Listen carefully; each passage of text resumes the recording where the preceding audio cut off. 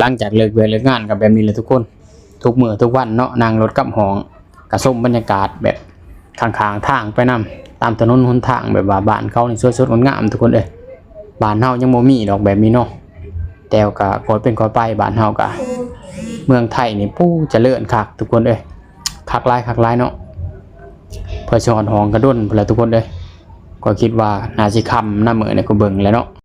นี่แหละกรุงเทพกรุงไทยพี่น้องเอ้ยเบิ่งติสว่างสวัยเนาะยามเวลาค่ำกลางคืนก็ปุ้ยแบบสวยสดงดงามอีเนาะต่างกับบ้านเฮาเบิ่งติไฟแสงสีระยิบระยับเลยตึกนี่เป็นตึก BTS เด้อทุกคนสูงคักแบบว่าดีไซน์แบบสวยงามลีเนาะก็กำลังเลิกงานนี่แหละ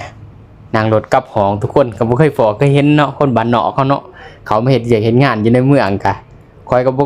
ตะกี้คอยสิบ่ได้คอยนั่งรถดอกทุกคนเพราะว่าสิไปพักอยู่กับหน้างานเลยเนาะแต่ทุกมื้อนี่ไปเช่าห้องอยู่กับลูกพี่แล้วก็ได้เที่ยวเอาก็ได้นั่งรถแล้วก็พา